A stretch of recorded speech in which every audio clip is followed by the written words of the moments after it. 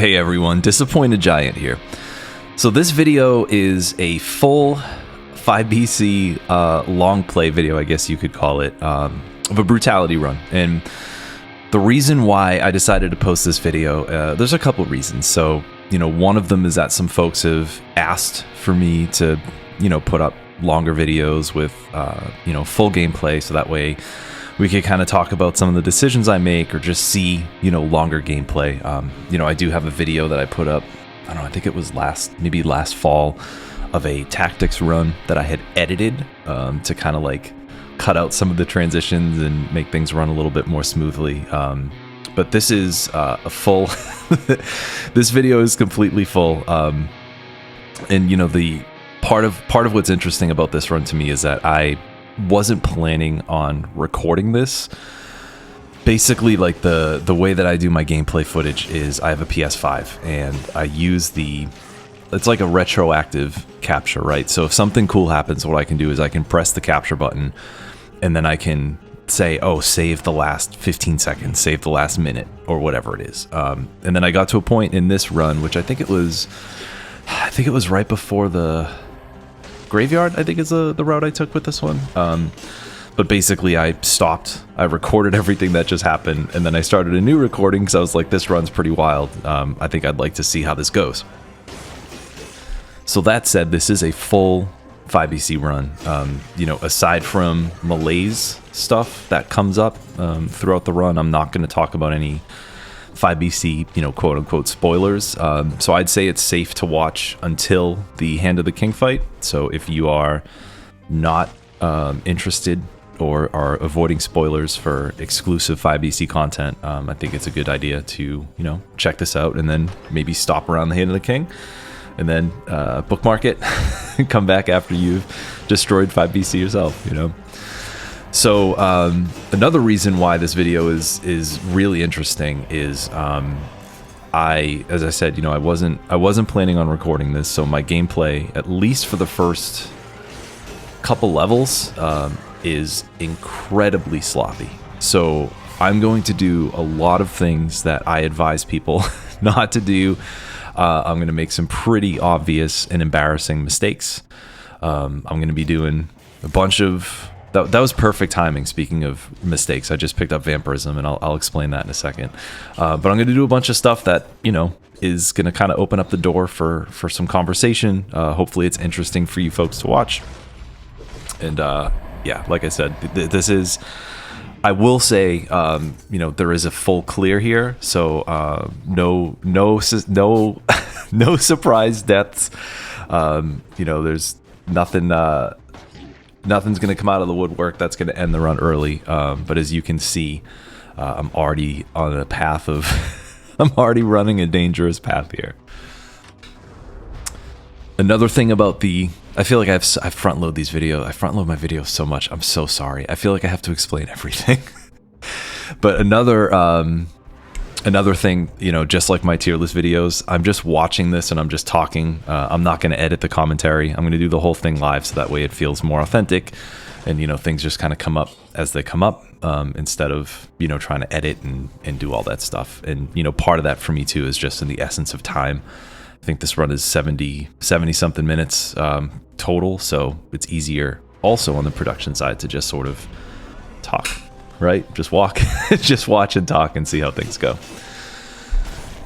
So the purpose of this run for me was basically just to go all out and to do kind of like a challenge run. So before this run started, or I should say before I started recording this stuff, basically like what happened is that I had a couple of really tough deaths and I was not playing well, and I just decided to kind of go for it. And I was overanalyzing my builds and trying to min-max as much as I could, and as I was sucking the fun out of the game, I was also racking up a couple of losses back to back.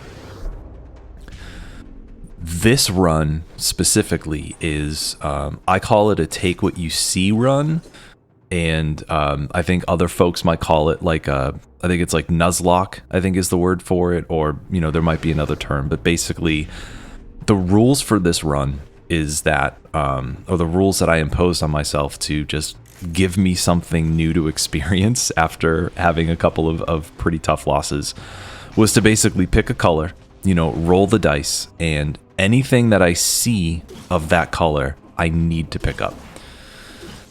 This also, I've done this before in the past just for fun. I enjoy doing this just because it kind of like keeps me on my toes. It sort of like keeps things fresh. It forces me to use things I may not use, etc. But that explains why right now I have I have vampirism, and I have both a rapier and a frantic sword. So now that I've talked over the entirety of the prisoner's quarters, basically, as you can see, or you have seen, made it through a rift, got a couple good scrolls, and I'm making my way to the prom. Because I am kind of leaning into the randomness of how this run goes, I'm not going to be choosing my biomes. I'm just going to let the, the incentivized icons decide on where I'm going to go. Another part of the rules is sort of like, I didn't allow myself to be like picky as far as what happens with what I decide to keep and what I decide to recycle. Basically, so what you just saw there is I picked up the flamethrower turret and I recycled vampirism. And the reason why I did that is because I had picked up vampirism before holy water. So I'm kind of going to like switch back and forth. So in theory, the next red skill that I see is going to replace the holy water. The next red weapon or main item that I see is going to replace the frantic sword, etc. I'm also, and it's funny because I recorded this and I looked through it really quickly, but I don't really remember a lot of the specifics. So it's almost like I'm going to be watching this fresh. Like I do remember some of the bigger moments and some of the sloppy moments, but I don't, for example, I just spent a good, 30 seconds, 40 seconds trying to pick a mutation. I ultimately went with Predator because I do have the two melee items at this point, and because even though brutality does have some crossover, infantry bow, throwing knives, firebrands, etc., there's a really good chance that I'm going to have some kind of melee weapon in one of those two slots. So predators are pretty sure bet. Even this early on, I think the invisibility on it is 1.1 or 1.2 seconds or something along those lines. So even though it's not like a big invincibility window, it's enough to kind of like stop enemies, interrupt their attacks, give you that extra second or so to kind of back off if you need to. And especially since right now my playstyle is I'm using the frantic sword. I am not, I haven't really been healing or taking food. I recycled some stuff in the prisoner's quarters so that way my health would stay below 50% so I could use this weapon. I don't even know where I was going with that. But I haven't been taking food. And that's going to change as the run goes on. But yeah, for now, I'm just rolling with a couple of random melee items. You can see I'm switching back and forth between the frantic sword and the rapier, kind of depending on what the situation calls for. And yeah, I'm actually really, like I said, I remember key moments. I remember the finish, and I remember my final build, which is actually really funny. But I don't remember a lot of the moment-to-moment things that happen in this run. So there's a part of this where it's like we're all watching this for the first time together, And it's interesting too, because I think it was maybe like last month or something like that. Modesto and I did our first collaboration, and he played and talked, and I asked, I was just mostly doing commentary, and he handled the brunt of that. And even just watching this now, like it's very interesting to have an experience where I need to communicate what I'm seeing visually, and it's like it's hard for me to do that because I almost feel like I don't want to over commentate. I don't want to under commentate, but at the same time, you know, this is also just a way for me to take a moment to share some admiration and respect for people like Modesto and Daniel San and other folks who do this, right? They'll sit down and they'll fire up a game, pick a build, and then for the next, you know, 50, 60, 70 minutes or whatever it is, play and talk at the same time, which is wild. Like, as you folks know, I can fill a room with hot air pretty quickly. But it's just interesting to have this experience. And you know, we missed a couple things. So I mentioned not healing. I took the big baguette because I was very low on health, and then I immediately lost most of that health. I just took a hit from a spike. So like I said, this is the ultimate in reckless, sloppy behavior, right? I'm not trying to survive here, right? Because part of as I was playing this is I was like, listen, like, dude, you just blew a couple of runs. You're not on your game. Like, things are not going in your favor. So like, it doesn't matter, right? Doesn't matter if you take a death in the prom. Doesn't matter if you take a death in the prisoner's quarters. Just play, you know, just succumb to whatever the game puts in your way, you know, just be on the receiving end of, you know, power stancing with 2 melee items and having to pick up vampirism or whatever ends up happening, you know. And it's interesting too, because I had like I mentioned, that random tactics video that I had posted last year, and part of it was I had intentionally cut it up so that way I could make it more bite-sized, like I said, you know, kind of like streamline things, but also so that way I'd have a vehicle to comment over it. And I recorded like 5 minutes of haphazard audio over it, and all I was doing was explaining everything I was doing. I was like, oh, I picked up the symmetrical lance, and this is why. And as I talk about it, I'm like, oh, I just picked up the infantry bow. And then it was just like way too fast. So hopefully this is going to be a little bit more smooth for you. Hopefully a little bit more smooth for me. And again, you know, just like a good opportunity for me to put up some gameplay and you know, show people kind of like what happens when no one's watching, I guess, you know. So all right, gameplay wise, so what's actually happening here? So you'll notice that I just went through 2 shops. I did not pick anything up, and part of that is because I don't know if restriction is the right word, but part of the ways that I decided to go about this run was to not buy anything, right? So that way I could save my money. Number one, you know, it leans into the style of this run, right, where I'm just picking up whatever I see. And the other thing is that if I don't spend money, I have money, right?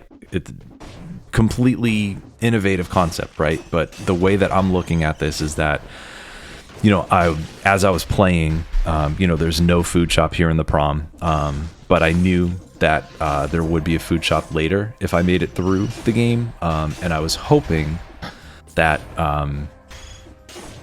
at some, you know, because I am going to take the prison depths here to take the extra level, hoping that, you know, I would get either the ossuary or the morass, because that has a food shop. So if I needed to refill or get another flask, I'd have enough money for that.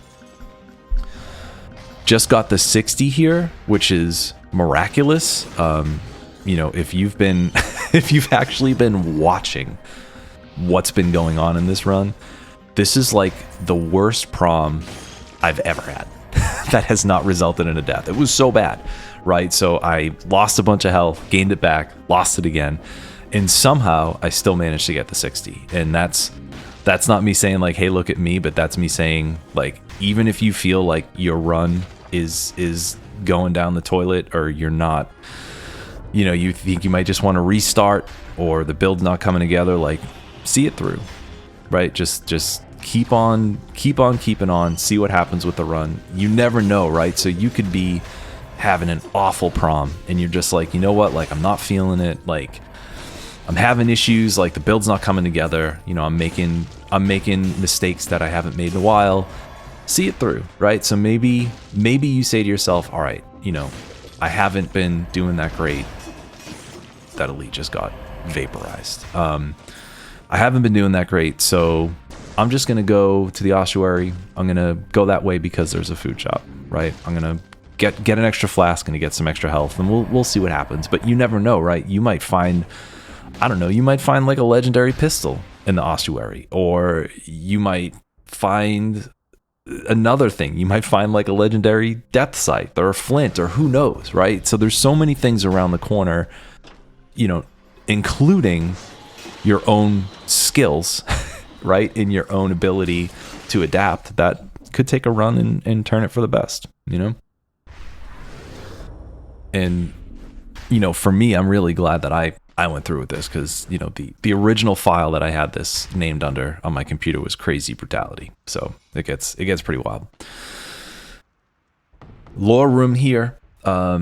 This room can generate pretty much anywhere, and it always has a large food that comes out of the door. As you noticed, it was infected by the malaise, so on 5 BC it will always be infected.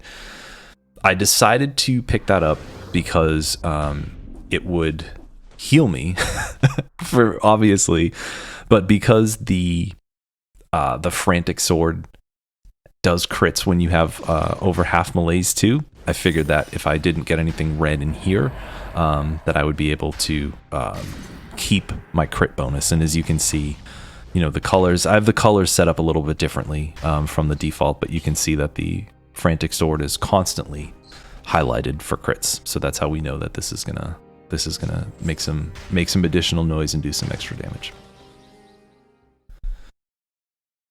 I chose to not pick up the diverse deck in that room because it's a colorless item, and I feel like it would be easy for me to just like take that at any point, and I kind of wanted to keep things, you know, a little bit like strictly brutality, and also, you know, diverse deck is pretty OP, so I decided to kind of just like lean into what I was doing. What I just did, so as I'm starting to clear this curse here, you'll see that I chose to pick up the broadsword and replace the rapier with that. As I'm watching this, I think that what I was talking about, switching the items back and forth, maybe I do that. I definitely do it more consistently as the run goes on, but maybe at this point I hadn't made that thought to myself where I was going to say, all right, well, I'm going to do it for the weapons too. It's also possible because I do have all that malaise that, you know, I've decided that I wanted to keep the crits from the frantic sword as things continue on. You know, I recorded this maybe like a week and a half ago at this point from this recording, so my a lot of things has happened since then, including Hades 2 being released and general life stuff going on, and, you know, I started a new Hades 1 save file to keep me from spending $500 on a Steam Deck and getting Hades 2 in early access, etc., etc. So there's been some other stuff that's taken up real estate in my brain, so I can't remember exactly what my thought processes were, but I do remember at some point I start to do what I did with the skills, where I will alternate things back and forth, for better or for worse, you know. And that's kind of part of, I don't know, it's like, you know, you what is it, walk the walk, talk the talk, you know, put your money where your mouth is, all that stuff. Like, I spend so much time, or I have spent so much time, you know, giving advice to folks about, you know, trying to try everything, right? Get familiar with things. You know, if you've seen my tutorial video, that's one of the things that I talk about. I break down the builds a little bit, you know, each stat, you know, like do this, you know, I think it was, you know, brutality, take balance blade and combo, tactics, do whatever, a bow and a tranquility or whatever, and, you know, survival, do frost blast and nutcracker, you know. So there's all these different things, and, you know, this run is like the epitome of that, where not only am I taking, look at this, timeout, I remember this clearly, look at this mess.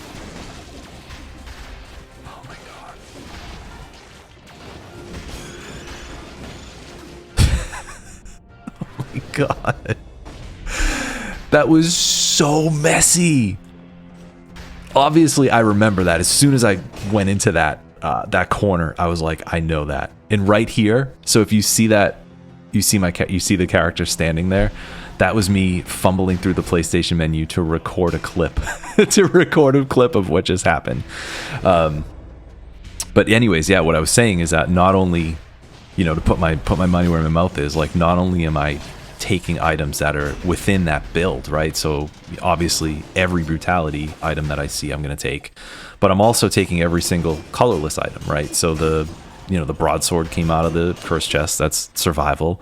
It's still melee, so it's not like super far, and up until 1.9, broadsword was dual scaling with survival and brutality. So it's, not completely different, but it's not like I pulled a magic bow out of there, right? That's possible. There's so many other things. I could pull swarm. Like, there's all kinds of stuff that could pop up. And, that includes legendaries too, right? Where I'm pretty sure the way I played this was that I had to pick up a legendary if I saw it in the level, but maybe boss fights were optional. I can't remember, and I also can't remember if I get any legendaries in here. But look at that. Did you see what just happened there? That was so sloppy. I went all the way down to 0% and 1 HP. That was so close. And now I have almost full HP here, but look at this. I have 8 bars of malaise. So enemies are, I forget the specifics of it, but enemies are doing more damage. They're teleporting faster. They're attacking more quickly, I think, is part of it. It's wild, right?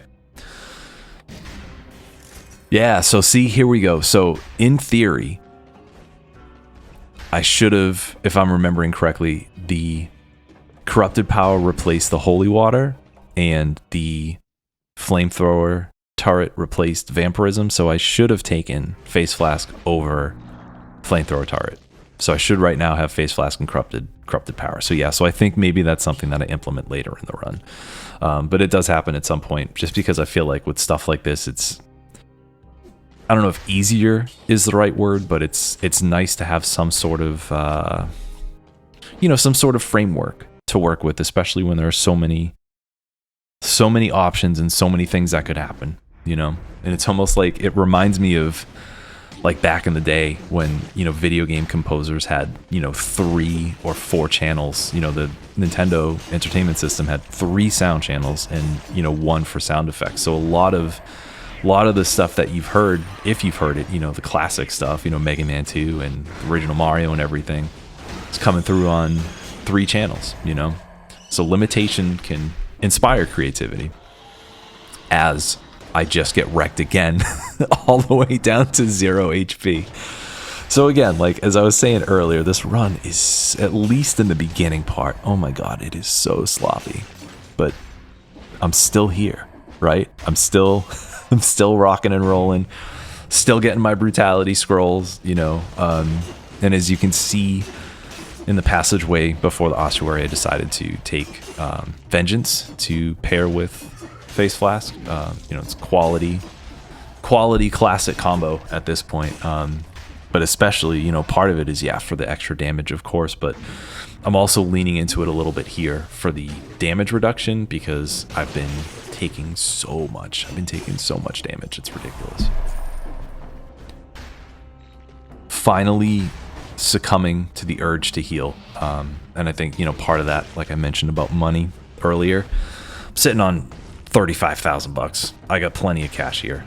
So if I remember correctly, I don't think I buy the food shop outright, but when I see it, I'm pretty sure I get the flask and the cough syrup. So that way I can reduce some malaise, replenish the flask that I just used. But actually, if you think about, long term, all right, so this should, okay, there we go. Yep, so now I'm starting to switch it. If you think about it long term, for 1 flask, coming out of the ossuary with at least $17,000, like, it's pretty good, depending on, not depending on, but, considering the disaster that has been on your computer screen for the past, I don't know, whatever it's been, the past like 20 minutes, 25 minutes, you know? Oh boy. For those of you who are paying attention to the run and not listening to me ramble, this is my second or third challenge rift, I'm pretty sure. So I've gotten lucky, so I've gotten those 2 extra scrolls. Unfortunately, I have not gotten any good dual scrolls. Just like here, they've all been the Minotaurs. I forget what the name is, but they are all tactics and survival. So unfortunately, instead of getting extra damage, I'm getting extra HP, which I guess based on how things are going, that might not be the worst. Might not be the worst thing. So, and now as far as this part in the run, gameplay is pretty much straight up. I'm using Face Flask as often as I can when I'm going near enemies, so that way I can get that damage reduction that I mentioned. I can get the extra, whatever it is at this point, 70% to 70% damage. And then, you know, as soon as the powerful grenade's ready, I'll pop it. I'll probably pop it up on that top shelf or right here. Yep, there it is. You know, so that's kind of like the vibe for this iteration of the build. Depending on what kind of enemies are around, I'm going to use either the frantic sword or the broadsword. So what it seems is that for enemies that are quick pops, I'm using the frantic sword, but single slower enemies where I know I'll be able to get all 3 hits off, I'm using the broadsword. But who knows, right? We'll see. We'll see how the rest of the run goes. What's happening here is one of my least favorite elements of RNG is when, and granted, as you can see, you know, I got some good health. My malaise is out of control right now, but you know, I have decent health.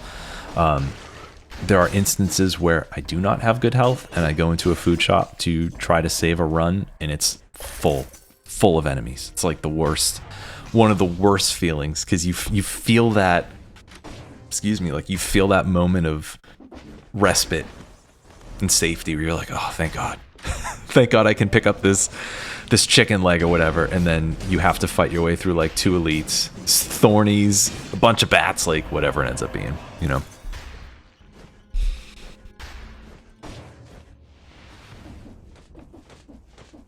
And here we go. So we come to the first curse of the Ossuary. I can't remember. See, here's the thing, right? So I recently played a run where I got double cursed in here, and I can't remember. I can't remember if it's this one, or I can't remember if it's one that I just played off camera, off record, whatever you want to call it. But out of that came the War Javelin. So, you know, as I mentioned earlier, out of a cursed chest, you don't know what's going to pop up, right? Could be on color, could be off color. And, you know, the other part of it too is the way that I played this, or the way that I set this up for myself, is that, you know, I need to use the items that I see, right? So if I know I used Swarm before, but let's say I got Swarm, right? I would need to use that. I can't just keep it in my second slot until something better comes along, right? I need to use it. Otherwise, like, what's the point, right? That's just like a way for me to kind of like bend the rules to fit a certain thing, you know, when if the point of the run is to try everything, then, you know, pick up everything and use everything, then I gotta use everything. And as you can see, I'm using the War Javelin right now as I'm making my way through this clean curse, surprisingly clean curse, but despite the fact that, you know, I had to adapt. And it looks like the War Javelin also has biters on it too. Yeah, damn. See, I wish I had kept the War Javelin there. So yeah, so again, it looks like that's something I adopt later in the run. So I'm gonna stop talking about it. I've already said it like 3 times. But either way, Swift Sword. If anyone has seen my melee tier list video, they'll know that I really enjoy Swift Sword, and I was happy to pick this up, even though it does have double damage. You know, based on how I've been playing and the fact that, you know, I've gotten 80 kills at this point. If I do get hit, I think I'm confident in myself that I'll be able to get some of that back using the Swift Sword, using its lifesteal affix. But this is like an interesting little pair, right? So you got your quick healing strikes from the Swift Sword that are, you know, critting really well now since I have a speed boost, and then I have the broadsword to fall back on if I need something a little bit more chunky, you know. So I would probably, if I were playing this now, I would use the broadsword against this elite down here, but let's see what I do. Nope, using the Swift Sword. Damn. It's like you think you know yourself, right? you think you know yourself, and then you do something completely different to what you expect. That is not different to what I would expect. I hit the backs of thornies all the time, and you've probably noticed that I've, for the most part, like just then where I jump back, like I'll take a moment to pause. I'll take a moment to pause before I attack the enemy, because I have lost kill streaks and runs to thornies that have ruined my day. So I think, so what you may have noticed is I had an amulet right by the teleporter that I think I just ignored. I think I just ignored it when I went there. I'm pretty sure I did follow my own advice, and that was actually a jump amulet that I left on the ground, so that way I could take the extra jump into the challenge rift, so that way I'd have some more mobility trying to get around these traps. I did not do that. As you may have seen, I just walked right over it, completely ignored it. But I got lucky. So let's see what this amulet is down here. Do I see it now? It is an extra jump. I got lucky because the amulet that came out of the chest in the challenge room had an extra jump on it. So fortunately, that was a very minor mistake that I was able to quickly recover from. So another thing that happens here in this run, I'm pretty sure, yeah, so I allow myself to respec. So going into Concierge, I think I take off the lifesteal. Let's see here. Looks like I'm trying to get some better affixes. Yep, yeah, so I took the lifesteal off here. So I'm just using Face Flask. So Face Flask has, as you've seen, you know, just going through those rerolls. Face Flask has a chance to get some really good status affixes. You know, burns the ground, electrocutes nearby enemies, you know, creates a toxic cloud. So I was rolling there to try to get a little bit more synergy on that. I think, yeah, so it looks like the Face Flask I have lights the ground on fire, and the powerful grenade does oil. So I'm gonna get burning oil, but I don't recall if I had any of that on the broadsword. I think the broadsword had plus 80 to electrified enemies or something like that on it. I also didn't want to spend too much money re-rolling things because, you know, I'm going to be changing it at some point, right? There's a chance I could change it in this fight. If Concierge drops something, there's a chance I could change it if I get the flawless. So, which I'm not, I guess I'm not going to get the flawless here. Oh, this is classic too. So I don't know if you folks noticed, but right after I got hit like 2 or 3 more times. That's quintessential. So for me, Concierge is such a like, what's the right word? You know, he's like the quintessential boss, right? He's the first boss that you're likely going to see, right? He's the first boss that you see. He's probably the boss that I've spent the most time on. So when I end up losing and I miss out on the flawless like that, I just start tanking hits. Like, there's something happens in me where I just don't care. And I'm just like, all right, if I'm not going to get the flawless, let me just get this goon out of here as quickly as possible. And then I end up taking 2-3 hits. There have been times where I've gotten so reckless where I'll get caught in the aura and I just die outright. I don't recommend that you do that because even if you don't get the flawless, it's still worth trying. It's still worth trying to successfully make your way through. But that's just one of my own little quirks. So Stilt Village was the biome that had the incentivized biome, and unfortunately there's still this bug. So I'm still on console. I'm on 3.4, so I don't have the latest update. There's a map bug, which you probably just saw when I was trying to navigate before I chose Stilt Village, and you'll probably see again where the pictures of the biomes don't load right. It almost gets replaced with like glitched, looks like an old busted NES card or something like that, where the screen's glitched out. So that happens with this run, unfortunately. The good news is that you can still see the incentivized biome icon above it, so it's clear to know which biome I need to take. But yeah, the map itself just looks kind of janky for this run though. And making my way, this is exactly what I'm talking about. I'm like, well, let me just talk about the screen. So making my way through Stilt Village. So this biome to me is kind of like a double-edged sword. What do we got here? Legendary? Nah, scroll. This biome's kind of like a double-edged sword to me because it's lower. I'm fairly certain it's like the lower on the scroll or scroll fragment side of things. So, it's not ideal, right? It's better to take what is it? The Slumbering Sanctuary or Graveyard if you have those options. I think there might be an extra, one less double scroll, or a couple extra fragments or something like that. I don't have the map in front of me, so I'm not positive. Base flask? Okay.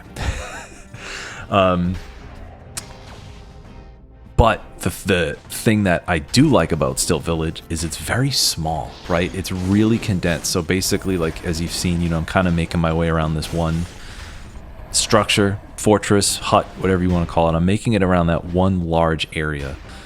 And then after that, there's another large area, and then maybe one or two small ones that'll pop up. But in general, outside, think of something like, what are the other things? Yeah, like think of Slumbering Sanctuary, right? So yeah, you're going to get a higher scroll count generally if you take that route. But you also have to navigate through the level, navigate through the whole first area twice, right? Once until you hit the switch, and then once afterwards to find the two exits. And then those arms are on opposite sides of the level, so you have to then go through each arm to find the exit to the clock tower in, I think it's Clock Tower Cavern on one side and then Forgotten Sepulchre on the other. That takes a while, and if you think about Graveyard, same thing. You're going all the way above ground. You get the key room, you have the chest room, and then you go down into the crypt, and then there's the same thing. It's like an octopus. There's like 5, 6, 8, whatever. I know an octopus has 8 arms, but you know what I'm saying. There's like 5 or 6 different paths that you can take in the Graveyard, but in the Stilt Village, everything's compact, right? You have these little detours where you're going in to get the key, you're going into the food shop, whatever it is, but things are nice and close together. So I find that it's faster to get through the Stilt Village. And for me, sometimes that's worth, and again, this was just by nature of chance here, right? It was just chance that this was the incentivized biome. I didn't plan this. But there are times where I will just want to get through something a little bit quicker, And on the other side of that, like I had mentioned earlier, I got a couple of extra rifts, so I do have a couple of extra scrolls in my primary stat. So it doesn't really, in the long run, of course, the more scrolls you have, the better. But, in the long run, it's not that huge of a deal if I miss 2 fragments or whatever it is, because I got 2 extra scrolls, And that's something I've seen some folks do recently too, where if, you get a couple good on-color scrolls early or an extra rift or 2, like skip the optional biome. So that way you save some time, especially for folks who end up playing a lot of runs like Modesto and Daniel-san or whoever, like people that are, recording a bunch of stuff. Like, if you're playing 7 runs, you're putting up 7 videos, like it might feel good to just get out, to get out of that, what do you call it? Prison depths or corrupted prison or whatever, So here I have 56 kills, and there are no, I'm pretty sure there were no enemies on the map. So what I'm doing now is I'm trying to go in every door that I missed to see if there are enemies nearby. And the other thing is, you know, in the second half, so once you make your way through the door into like the next large structure on the other side of that locked door, there are enemies that are in like those little cocoons, right? They're those little red things. And those don't show up on the map until they spawn. So what I did there is I just did a full run to see if I could find any of those little buggers to try to get 60. Unfortunately, I made it through with 56, which I feel like, you know, I'm sure some folks here can relate to this. It's like, you know, the most, the closer you get to 60, the worse it feels when you don't, when you don't get it. So 56, I remember being a little bit frustrated here. I don't take the bank because that was not the incentivized biome. It's not the way we're rolling here. Have a legendary heavy turret now that I got in the Stilt Village.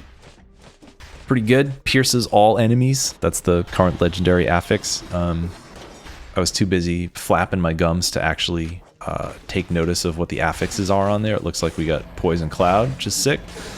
Always like, there are certain things on turrets that I just love, right? So any turret that has Poison Cloud on it is great, especially if you think of, you know, think of the ones that do status effects.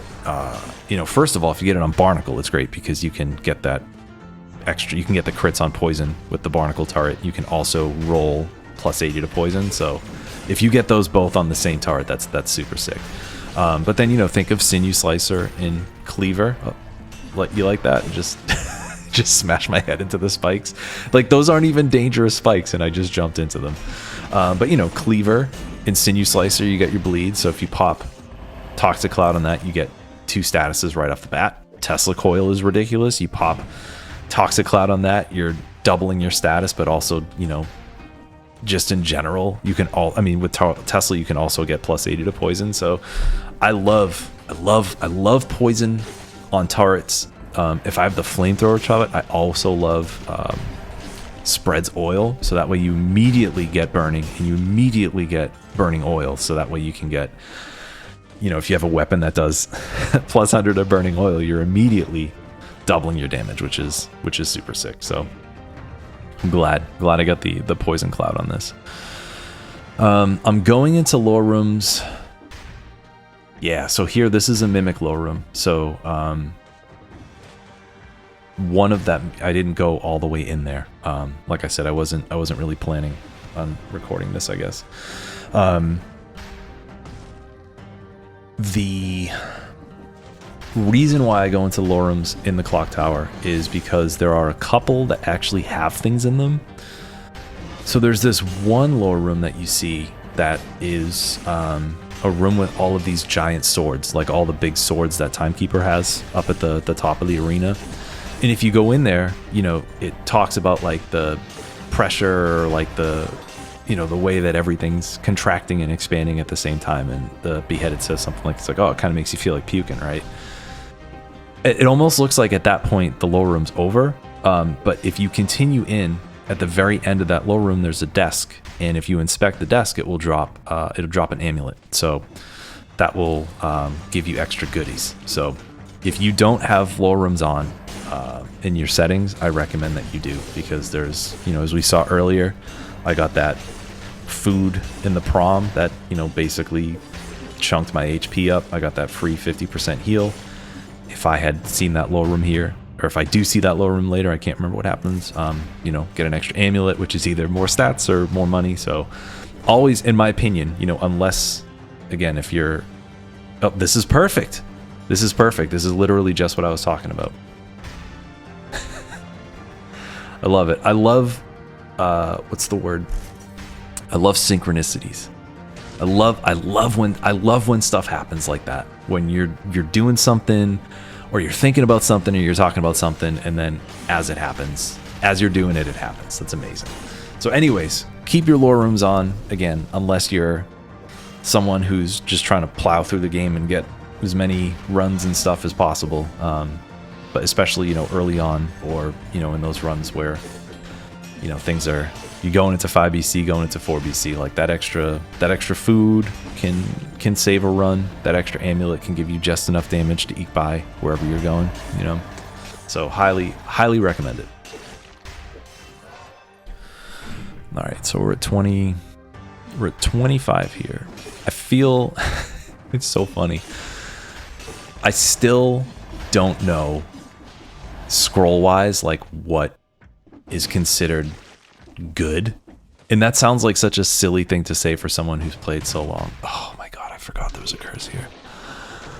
A curse with a double, oh my god, double damage magnetic grenade. And as you can see, I picked that up over the, I think it was the holy water that I had, because that was the one that I had chosen prior. So yikes. Anyways, talking about scroll count, like I still don't know what's like considered good ever since, and this is so funny because it was like years ago, but like back in, you know, 1.8, there was a, you know, you'd want to get like a lot, right? It was not uncommon to make it to the end of a 4BC run with like 36, 37 scrolls. So ever since they took scrolls off weapons and changed damage and stuff like that, I haven't kept up. I feel like, you know, getting to the giant with like 30 scrolls is hefty. I feel like what I'm doing right now is pretty decent. But again, like I don't know, I don't know the exact numbers, which is funny because I should, you know, it's one of those things where it's like I don't like taking off color scrolls for obvious reasons. I don't enjoy them, but at the same time, like if I sit here and I count every single run that, you know, oh, I had 36 on this run, so that was amazing, and oh, I only got 29 this run, so that run sucked or whatever, like I feel like that's going to take some of the fun out of it, you know. So I generally just roll. So I think 28's good. I'm just going to say, I feel like, you know, I'm doing pretty decent damage here. I'm doing all right. I feel like 28 might be good for Timekeeper, so we'll see how it goes. You'll also notice that I did not go for the key when I got to the top of that tower because I still had one curse, and I wasn't, based on how loose my thumbs have been here and there in this run, I did not think it was a good idea to try to navigate a trap room with one curse when I knew that I would be able to clear it and come back later. So it looks like that's the plan here.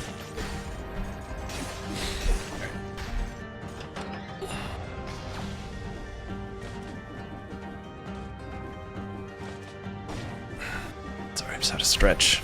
sitting in this rickety wooden chair that you've probably heard me kick 3 or 4 times throughout the recording.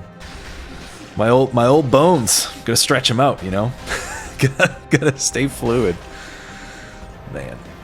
It's wild too. So I mean, I've hinted, you know, in other videos, you know, I've had some personal stuff going on. You know, things have kind of quieted down over the past couple months, which is why I've been able to, you know, get out of that little bit of a drought that I had, you know, earlier this year, or, you know, later in the fall or whatever it was. But I am going to be moving. So I'm recording this, I think today's May 15th, recording this in the middle-ish of May. But I'm moving out of my home. I have like I rent a summer home that I live in throughout the winter. So basically, like I live here from the fall through the spring, and then the people who own the house live here through the summer, and you know, we switch off throughout the season. So I'm out of here at the end of the month, and that's also part of why I wanted to do this, because basically I knew that I could just kind of like press play, talk, get a video out, so that way, you know, not for this is gonna sound stupid from someone who does YouTube videos, not for views, but just because like it's something that I want to do, and it's something that I've talked with people about. So that's something that I've been meaning to get to, and this is like I mentioned earlier, you know, these sort of like one take videos are easier for me because I can just sit here and blow hot air for an hour, 2 hours, whatever it is, and then, you know, slap everything together and go. So the reason why I'm bringing that up is that I'm probably not going to be uploading stuff until I get settled. Maybe like mid-June or something like that. It's probably going to be a bit.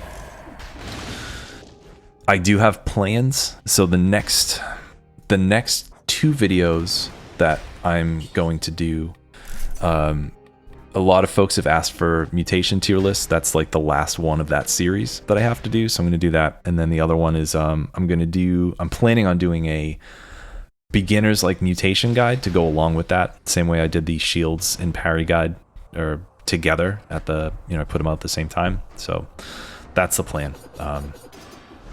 But probably won't be, later next month, and then get things rolling through the summer. But I'm in Timekeeper fight with a Swift Sword, with a Swift Sword that's doing nothing. I still have not gotten rid of that broadsword from was it the Prison Depths? Yeah, I think it was the Prison Depths. So I'm struggling here, as you can see. The 2 skills that I have are not great for this fight. It would be much better if I had the heavy turret with the Poison Cloud FX to get extra damage. And then, of course, you stand near the heavy turret, and I think it's an extra 15% damage. 10 or 15, I forget. I think it's 15. So, Telluric Shock and Cluster Grenade, Timekeeper, not the best match. Not the best match, but as you can see, I sweated, made my way through it. Finally getting rid of that broadsword. Here we go. I also I don't think I show my options in this video. I might at the very end, I can't remember. But what I've also done, clearly has changed some of the visual things, but I also have hold to attack on, just because I feel like it benefits my playstyle in certain situations. And I just kind of enjoy it. Especially, it's great with quick stuff, right? Like, Spite Sword. Not Spite Sword, I'm sorry, Swift Sword, Balance Blade, etc.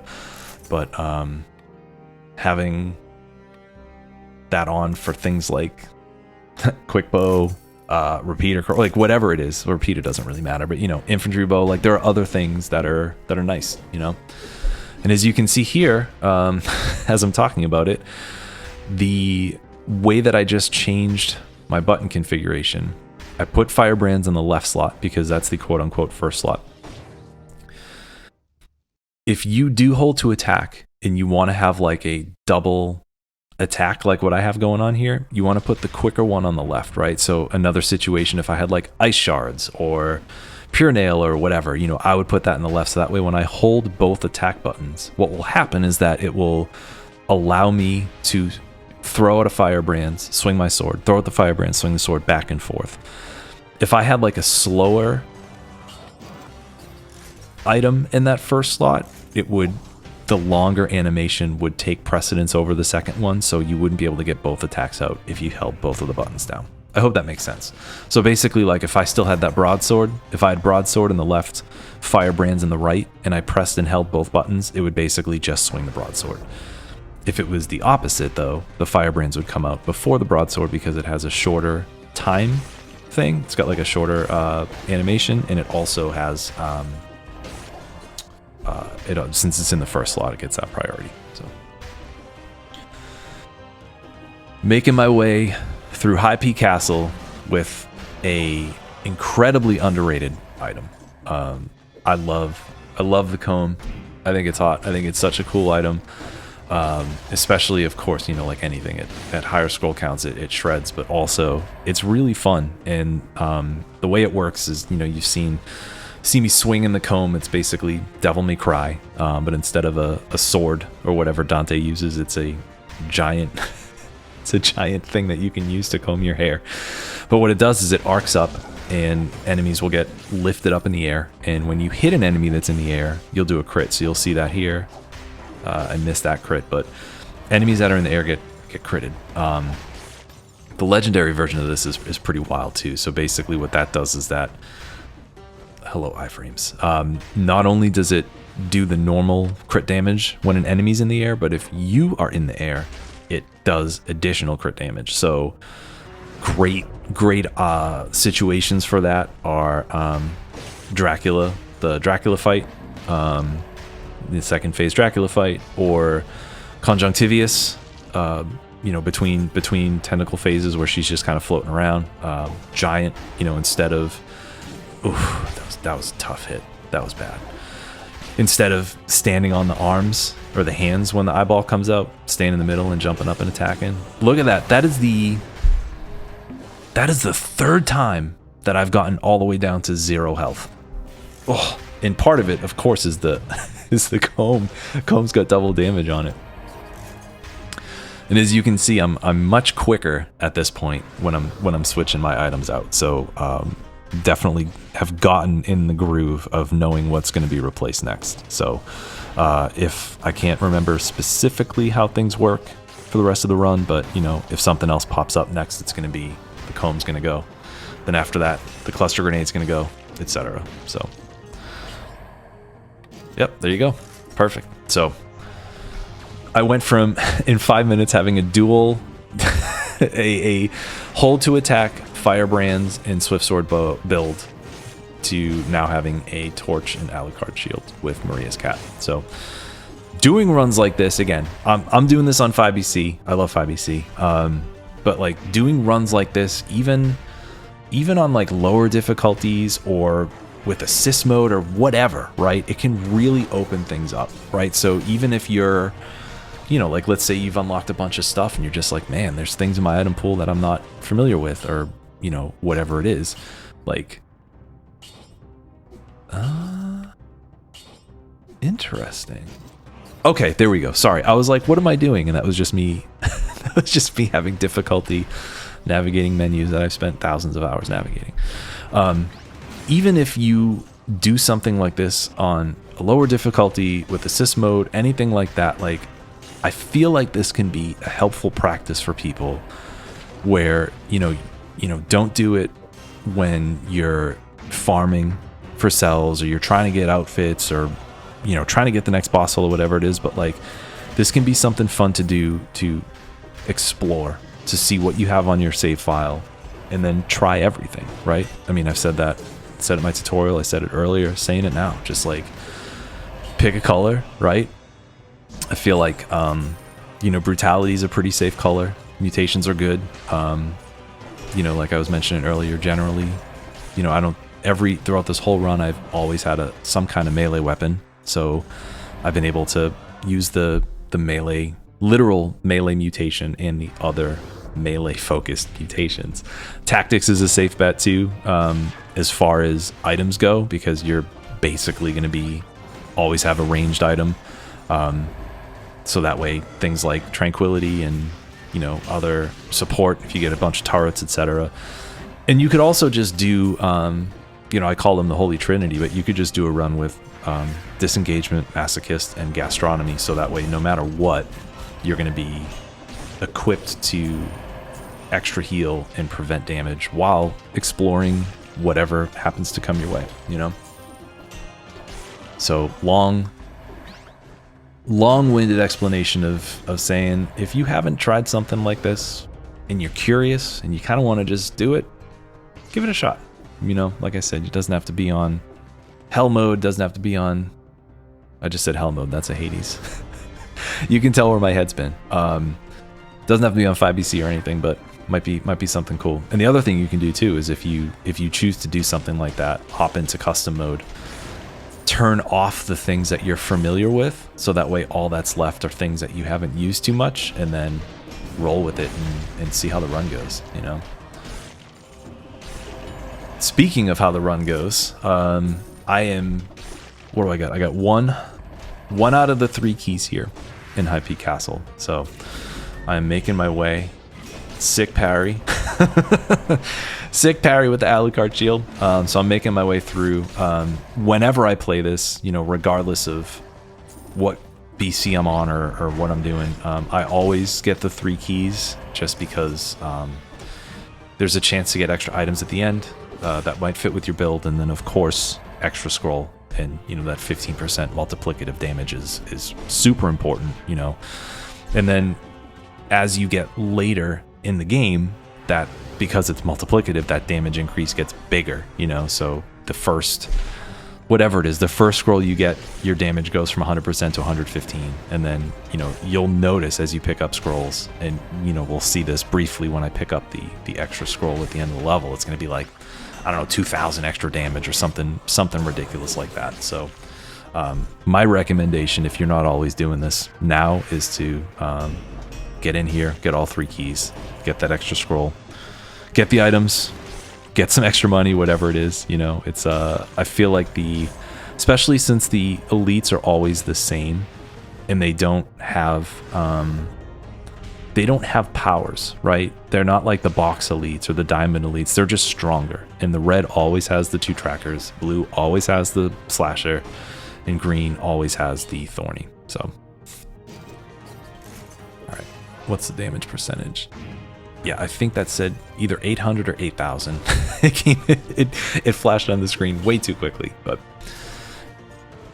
extra scrolls, always the best. So now I got the Morning Star. This is obviously completely coincidental. This has become a Castlevania-ish run. You know, I had the Alucard shield, and then I got Maria's cat, got the Morning Star. And as you can see, I'm sitting on, oh my god, I'm like Scrooge McDuck over here. I'm sitting on a pile of cash. So I haven't re-rolled my mutations. I don't think I re-rolled my mutations at all this entire run. I just kind of like let it roll. So now if you look in the bottom right hand corner of my screen, I'm just going berserk with re-rolls. Look at that. I just spent 30,000 bucks. Oh my god. And now, even though, like, at this point, and like I mentioned, I recorded this, you know, in two chunks, and then I actually edited it together, so I don't even remember where the stitch was. I don't know if it was before Stilt or Clock Tower or what. I am, even though I know that this video was gonna be posted at some point, I still am recklessly just chucking money and doing stupid stuff. It's amazing. So Morning Star is super interesting. So as you can see, I'm using it almost like a tickle, right? I'm like throwing it out, holding the button down, and then what that will do is it will do damage as you'll do critical damage on the tip of the Morning Star. But it's kind of a funny item to use. It doesn't do like a ton of damage, but one of the great things that you can do with this is use it. And I'm not doing it well here because, as you can see, I just got hawked. I just got wrecked. What you can do is, because it attacks so quickly and it does so little damage, you can use that with combo. I hate to use the word tickle, but tickle the enemy like I was just doing to get that combo meter up, and then use another weapon to actually benefit from the combo, right? So if you have, I don't know, if you hit an enemy like 40 times with it, and you get like a double damage bonus, and then you take a swing with that colorless broadsword, like, forget it. You know, enemies are going to get killed in one hit. So that's a nice secondary use for it. You know, Pure Nail's not super strong, obviously, compared to something like a broadsword or, you know, whatever. But it's still, I think it still benefited a little bit from that, even though I did get hit a few times. Excuse me. By a few times, I mean 12. Someone go back and count for me. I'm gonna bet it's double digits, but we'll see. As I mentioned earlier, I should have mentioned it before. This is 5BC content. Jesus, dude. We are in 5BC mode, so if you haven't tuned out yet, you probably should. Hopefully you remember what I said earlier in the video to not go past the Hand of the King fight. I think what I'll do is I will, in post, I will add I'll add some text on the screen to remind people that there's 5BC spoiler content coming up, so that way they can omit if they so choose.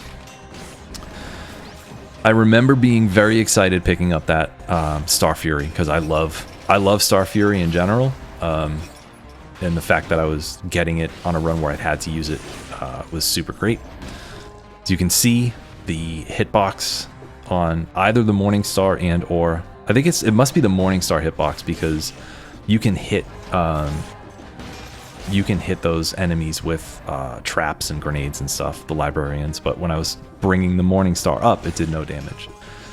And now that I'm thinking about it, I wonder if it's, and again, I'm just speculating here, I don't know for sure, but I'm wondering if the damage that the librarians are protected against are like main item damages, because I feel like even with like other, when they're up in the air like that, I haven't been able to hit them with other items too, right?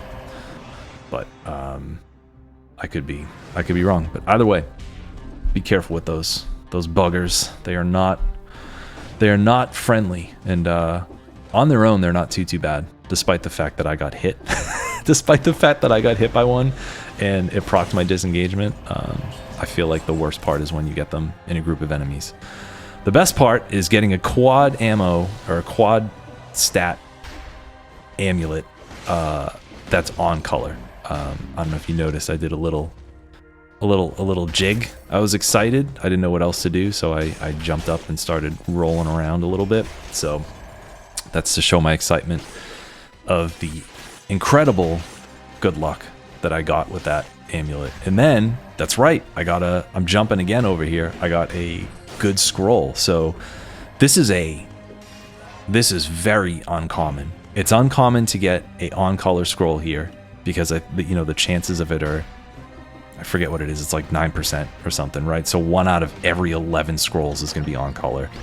And the other thing is the fact that I got that and the quad amulet. It's pretty ridiculous. So I don't think, I'm pretty sure the next scroll is off color. So I'm pretty sure I'm going to be fighting El Colector with 36, 6, and 5. But we shall see, right? And now we have made it to the tower. So clearly I've gotten both keys. Gotten I think it's the Allen key and the elevator key. One of those will unlock the door to the tower, and the other one will unlock the elevator at the top of the tower, so I can then fight the 2 elite slammers and get the keys that will allow me to make my way into the final boss battle, right? So if you've made it this far, right? So where are we here? What are we looking at? Oh my god. Oh, it's been 67 minutes. Good grief. If you've made it this far and you have some feedback on this video, on the way I've been communicating, on the stuff I've been talking about, the stuff I have called out on the screen, the stuff I may have missed on the screen, please let me know in the comments, because if folks find stuff like this helpful and there are ways that I can improve this and maybe make this into like a little bit of a occasional series or something like that, I'd love to hear your thoughts on it, because like I've mentioned before, I read every comment I see, and I read every comment that gets posted. I see every comment that gets posted, so I don't miss anything. So if anyone has any thoughts, any feedback, please let me know. This channel is fun for me, just in general, but it wouldn't be, part of the reason why I'm doing tutorial guides and tier lists is to talk with people and help connect. And what's the point of doing that if people are not interested in the stuff that I'm putting out, right? And again, it's not a views thing, it's a community thing. So hit me up, let me know what your thoughts are on this. We're not done. We're not done. We still got some still got a couple things to take care of, but yeah, please let me know what your thoughts are if you have any. And even if you're just like, hey man, cool video, or hey dude, you talk way too much, can you just stop? Anything would be good. So now I'm scanning the biome for final cleanups. I think there's 2 skulled. Yeah, there's 2 enemies left. And if I remember correctly, I'm trying to get both of them, because there's a chance, even if it's not an elite, and even if it's not a starred enemy, there is a chance that an enemy can drop an item randomly. I feel like you see this mostly in the prisoners' quarters, but an enemy will just drop something, and I did not want to take the chance to miss an item that I may have had to carry in my build. So I decided to go through. I think, yeah, I'm going to go and kill the second guy too. For mutation choices, as we know, I already hawked disengagement, already lost it. I took gastronomy because I only had one flask coming in here, and also because I wanted to be able to recycle any additional food for an extra damage boost. This is me thinking, do I want to do the Apex key puzzle? And my answer was no. My answer was no. That was out of the way, so I didn't qualify that as something that I had to take. However, I'm faced with the choice here, right? I can either take the Star Fury and upgrade the one that I have, or I can go into the collector fight with 2 pets. And to stay true to what I was saying earlier, I decided to take the pets, do the thing that forces me to use everything. If you've seen my skills video, you know that I like never use Leg Hugger. So this was a chance for me to do that. Look at all the money I'm spending, right? And at that moment I say, oh my God, I need to reroll my mutations. I went from rags to riches, right? No, the opposite. I went from riches to rags. I had $60,000, 60,000 gold, and now I have 222. If I did not see that, I think it was the Morning Star that had the cost too high, I would not have remembered to reroll my mutations. So I'm coming in here with disengage to save myself from a fatal hit, and then the pair of emergency triage and tainted flask, so I can get extra damage. I can get the flask from tainted flask, and then with emergency triage I can get the flask to drink quicker, and there's also a 2-second invincibility shield around it. So here's the fight. Not going to talk over this, I'll let it speak for itself.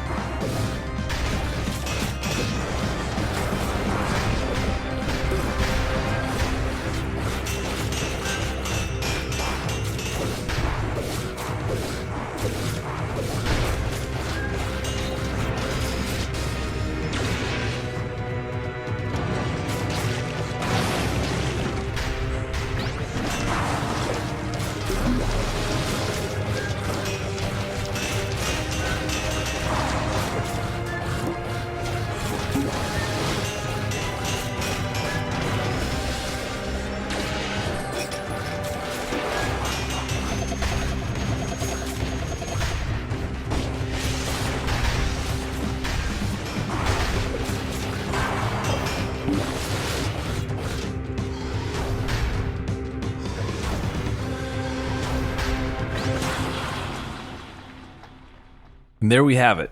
So flawless collector with the Star Fury, Morning Star, Leg Hugger, and Maria's cat. So sometimes things just get wild, right? You want to talk about a journey from beginning to end. That prom, if I gave up on that prom, man, that this would not have turned out the way that it did. Would have reset the run, and who knows, right? So I recall when I teleported to this last room, I realized I wasn't using the Morning Star, so I tried to use it, but Collector was out of range, and then I just finished the fight. So this was, now you can understand why I called it crazy brutality. Lots of ups and downs, right? I almost died like 3 or 4 times, but then came back and did the thing, man. Did the thing. So thank you all for watching this, even if you just skipped around or just kind of poked around. I hope this was enjoyable. Again, hit me up. Let me know what you thought as far as format. I remember I was speaking or commenting with a viewer. I think they were Fishhook EXE. We were talking about longer gameplay runs, and they mentioned, an option would be to like have partial commentary, and then I think, what was it? Let the run rip or let the run rock. I forget however we phrased it. So I might do that in the future where, just kind of let the gameplay go and then talk a little bit between levels or something, but we'll see. But anyways, I hope this was fun. I very visibly, or I don't know if visibly is the right word, but I clearly remember finishing this run and swearing at my TV and happily throwing my controller down on the couch and being like, wow, that was special. So special to me. Enjoyed it. Glad I can share with you folks. And that's a wrap. So as always, thanks for watching. Good luck out there, and I'll catch you on the next one.